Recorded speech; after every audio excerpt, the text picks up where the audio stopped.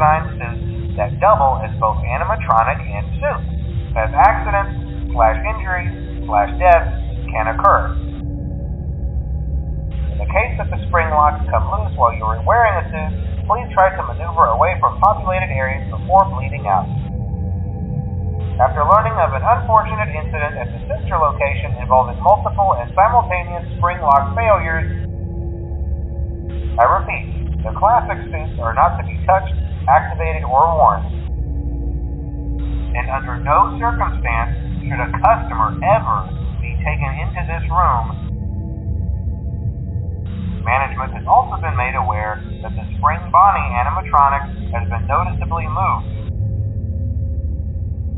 As this costume is not safe to wear under any circumstances. Remember to smile, you are the face of Freddy Fazbear's Pizza. After I had finished making my video covering FNaF 2's mystery night guard, Fritz Smith, I decided to dig a little deeper. What other mysteries have we just forgotten about? Loose ends that people just ignore? And it got me thinking, I could probably turn this into a series, presenting episode 2 of the FNaF Cold Case Files, where we dig up old mysteries and try and solve them once and for all. And for today, we're going all the way back to Five Nights at Freddy's 3. So join me as we solve yet another mystery. Let's begin. File name, The Other Rabbit. Let me set the scene for you. You're playing Five Nights at Freddy's 3 and having a great time. Sure, it's not the horror masterpiece that the first two games were, but this Springtrap character is a pretty scary threat and can be really intimidating. After dying a couple times, you start to get the hang of things, and maybe that's when you start paying more attention to the nightly phone calls you receive. Except after night 2, there are no longer phone calls, but instead audio recordings containing training tapes from the older restaurant.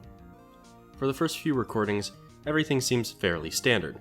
The tapes are training employees on how to handle one of two specially designed mascot costumes that doubled as robots through a springlock mechanism. It's pretty fascinating stuff and doesn't distract you too heavily from the terrifying Nightmare Rabbit in front of you. Well, maybe not Nightmare Rabbit, but he's up there. However, things start to take a morbid turn when you're instructed on how to prevent the spring locks from coming loose inside the costume. Don't breathe on them, don't squirm around them. It seems like these suits can kill the wearer like some sort of Iron Maiden if they mess up. So with the knowledge that these springlock suits are essentially elaborate saw traps that look like Winnie the Pooh, you might start to notice that Springtrap here has some more meaty bits than a normal animatronic. It's become clear that Springy T here is a springlock victim himself.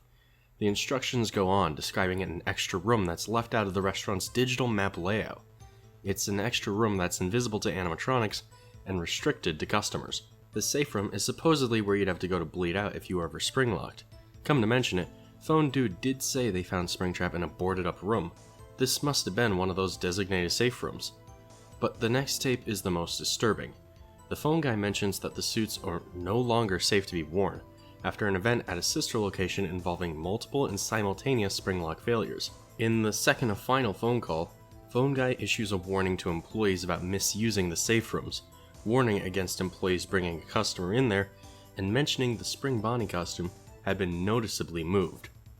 After this night, you'd find out that bunny man with a rotting corpse inside, that's not just any bunny man. That's the killer, who climbed into the Spring Bonnie suit in a last-ditch attempt to save his own life, but dying all the same. On night 6, you're told that a false wall was being built over the safe rooms, most likely to hide the killer's body and spare the company any further embarrassment. So then, all that seems fine and good, but something doesn't seem exactly right. What was it again? Well, we know Springtrap died after the springlock failure, but Phone Guy mentions multiple and simultaneous springlock failures, happening way back on night 4. Maybe he's mentioning Springtrap here? Maybe, but does that make sense? If you ask me, no, it does not. So, just like I sought to figure out who the night guard who never existed was, now I want to find out what was meant by these simultaneous springlock failures. Was it Springtrap, or was there another rabbit? The evidence. Now, looking at this case file on its own, almost seems like we've got nothing to talk about. Surely Phone Guy is just referencing Willie A's death in the springlock suit. Case closed. Except that can't be what he's referencing. For starters, and most obviously to me, the springlock suits, according to the timeline he gave us, were decommissioned before Springtrap's death. How do we know this? Because Springtrap was sealed into that back room, and the sealing didn't happen until the very end of these phone calls. We hear Phone Dude explain that they only found Springtrap because they contacted a designer of the buildings about a room that couldn't be seen from the outside. Given that someone probably would have seen the rotting bunny man sitting in a pool of blood if they actually entered the room, as well as the animatronics being disassembled that same night, it can be inferred that Springtrap's death happens at the end of this series of events. Also worth noting is that this is how we can tell these events happened before the beginning of FNaF 1. How? Phone Guy is still alive at this point in time. What this likely means is that somewhere in the FNaF 1 location, there's a hidden room that Springtrap was hidden in, rotting away.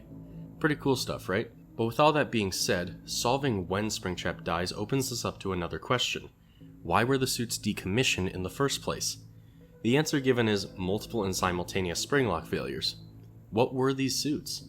Hell, were there even multiple suits? Who's to say multiple and simultaneous springlock failures isn't just referring to all the springlocks in one suit going off at once? There's one line specifically that stands out as he says, "Do not press or nudge against any of the springlocks inside the suit."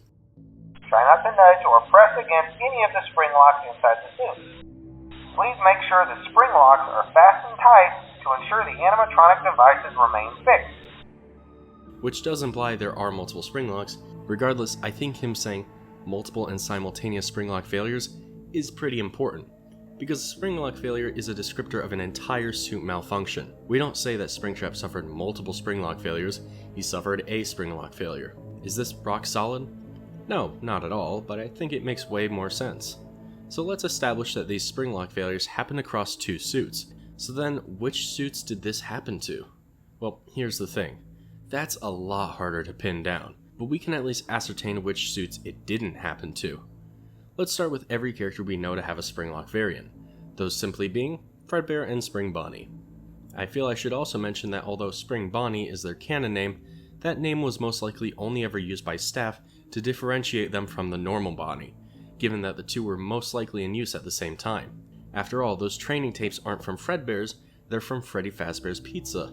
By the way, this would also probably mean that the crying child dies before most other events in the series, including the MCI, since the springlocks are still in operation at Fredbear's in FNaF 4, not Freddy's. Regardless, these are the only two we know for sure are springlock suits, but there is another that we see in Sister Location. In fact, Mike gets stuffed inside it. This one has various parts that need to be wound up in order to prevent a springlock failure, and opening faceplates which to our knowledge is unique to this one unnamed suit. However, what's important to note is that Circus Baby specifies this suit was never used for its real purpose, and was quickly brushed away. What makes this especially eerie if you ask me is that Phone Guy specifies the multiple and simultaneous springlock failures didn't happen at Freddy Fazbear's Pizza. They happened at the Sister Location. I think it's likely that this specific suit, a Funtime variation of the classic springlock, is likely what Phone Guy was referring to. Still, it doesn't completely add up. Where's the other suit then? Aren't there other Fredbear and Spring Bonnie suits? Who died?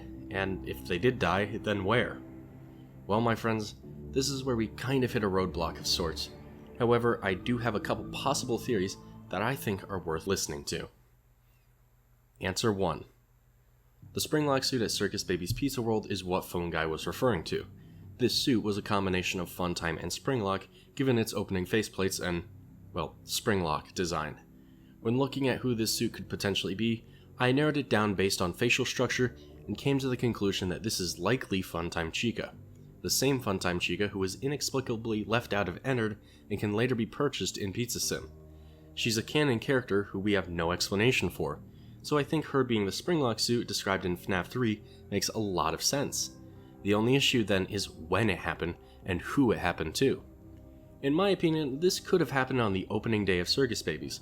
In fact, that gives us a solid reason as to why William walked away from Elizabeth at some point. He was busy killing someone with a bird costume.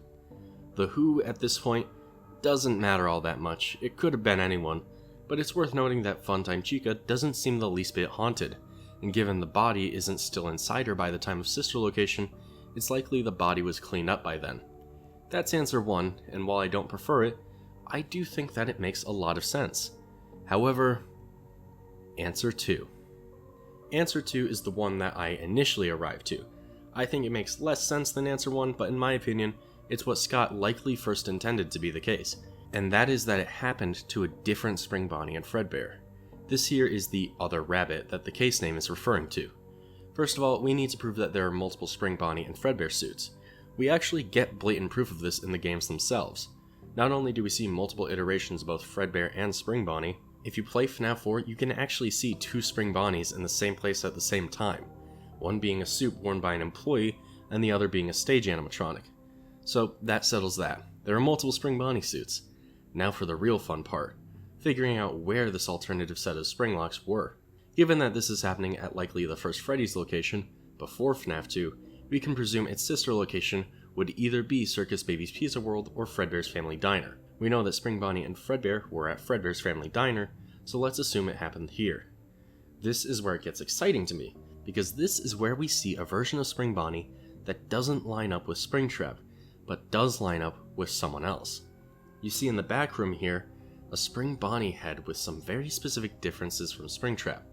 Notably, this one has a square muzzle, freckles, and buck teeth. Do we know of a Spring Bonnie model with freckles, a square jaw, and buck teeth? Yes, Scraptrap.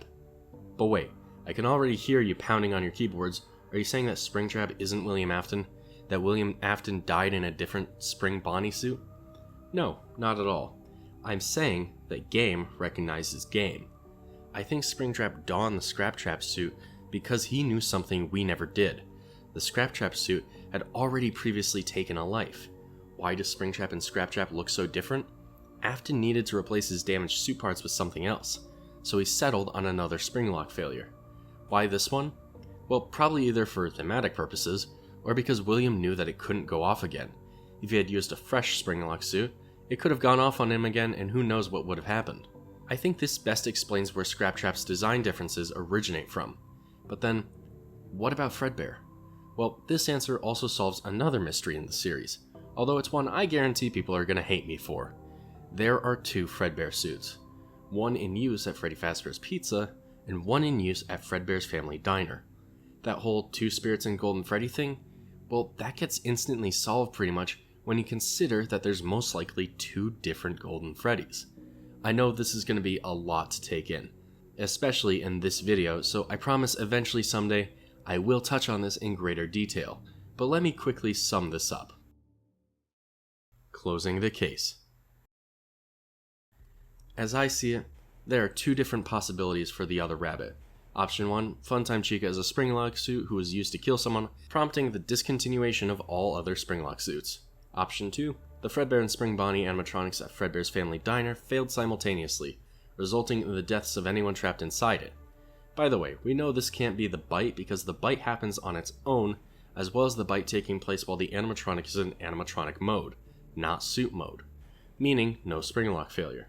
I guess he was just hungry. Most likely 2 employees were wearing these costumes, which happened to go off together. This results in the scrapping of the costumes. However, we know Fazbear Entertainment. Just because something's deemed dangerous and deadly doesn't mean they're just going to throw it away, so they kept the Spring Bonnie and Fredbear suits from Fredbear's Family Diner, tucking them away. Eventually, William gets springlocked in a Spring Bonnie suit that was at Freddy's and dies, prompting the safe rooms in all Freddy's locations to be sealed away. When William comes back as Springtrap, he gets caught in the Fazbear Fright's fire and decides to patch himself up. But with what? Well, he goes back to find those suits that were decommissioned and tucked away. He dons the shell from the old Spring Bonnie costume and becomes Scraptrap. Repaired. Partially. And more angry than ever. But what about that old Fredbear costume? Well, maybe we'll talk about where that went some other time. Between these 2 options, although I definitely think option 1 is the way to go, option 2 in my opinion is much cooler and really ties Scraptrap in the story in the way that he needs, if you ask me. Still, I'll admit that option is much more fanfiction-y. Regardless, I hope you enjoyed this video. If you did, be sure to like and subscribe, and I'll see you next time. Peace.